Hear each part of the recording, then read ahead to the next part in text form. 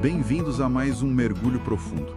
Hoje, o foco é Marcos capítulo 8. Isso aí. A gente está usando uma análise que, olha, posiciona esse capítulo como um ponto de virada mesmo, fundamental no ministério de Yahshua. Exato.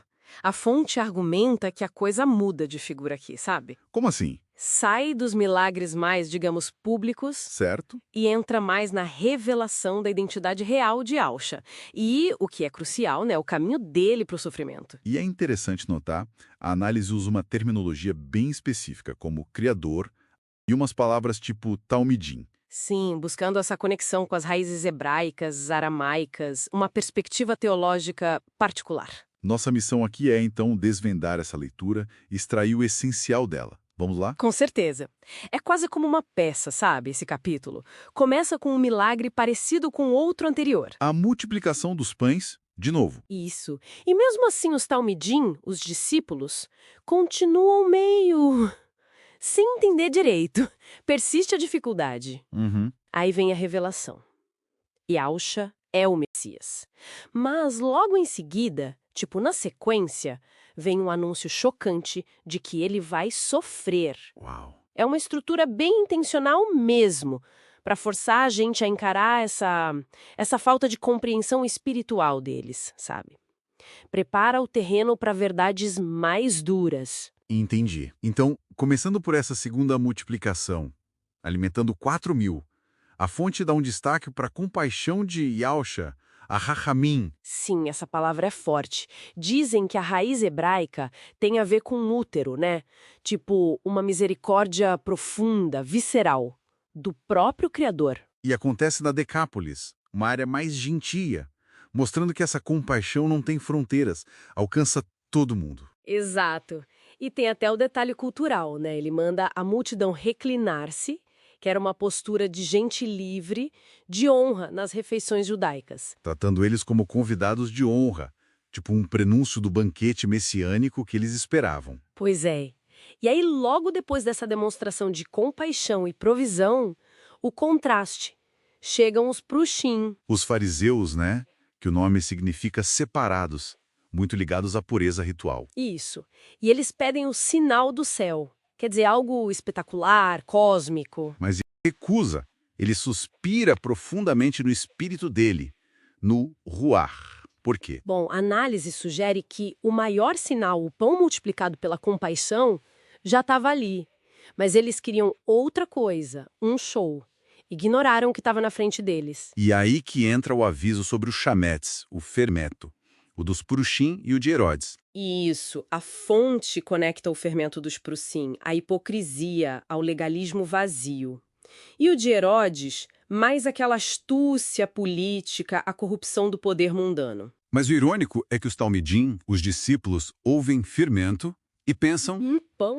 literalmente, esquecemos de trazer pão. Impressionante, né? Mostra bem o que a fonte chama de levavot endurecido, os corações endurecidos, focados no material, mesmo depois de tudo que viram. Totalmente. E essa dificuldade de enxergar espiritualmente, essa visão turva, prepara perfeitamente para a próxima cena. Que é a cura do cego em Betsaida, a casa de pesca. Essa cura é diferente, né? Em 2 etapas. Exatamente. Primeiro, o homem vê homens como árvores que andam, uma visão distorcida. E só depois que Yahshua toca nele de novo, é que ele passa a ver tudo claramente. E a leitura que a fonte faz é que isso é uma metáfora poderosa. Para os discípulos. Sim, para a compreensão espiritual deles, que também estava turva, precisando de um segundo toque para chegar na clareza. A cura física espelhando a necessidade espiritual. Faz muito sentido. E essa clareza, então, ela culmina lá em Cesareia de Filipe. Que lugar, hein? Nossa, super simbólico. Era um centro de adoração pagã a Pan, a Zeus, até o imperador romano César. Tinha fama de ser a porta do Hades. Que cenário. E é ali que Yahshua faz a pergunta. Mas vocês, quem vocês dizem que eu sou? E Kefa, o Pedro, responde: Tu és o Messias. E por que confessar isso ali é tão importante, segundo a análise? Porque afirmar Yahshua como o Messias verdadeiro naquele lugar era declarar a autoridade dele sobre todos aqueles poderes falsos, sobre toda aquela idolatria e poder imperial. Uma afirmação de soberania. Poderoso. Mas logo depois ele manda eles ficarem quietos, o tal segredo messiânico. Mas a fonte argumenta que não era para esconder para sempre, era para poder redefinir o que significava ser um Moshia. Para tirar a expectativa popular de um rei guerreiro político. Exatamente, para preparar o terreno para a revelação do sofrimento, que era totalmente contra essa expectativa. E essa revelação vem logo em seguida, né? Sem rodeios. Ele começa a ensinar abertamente.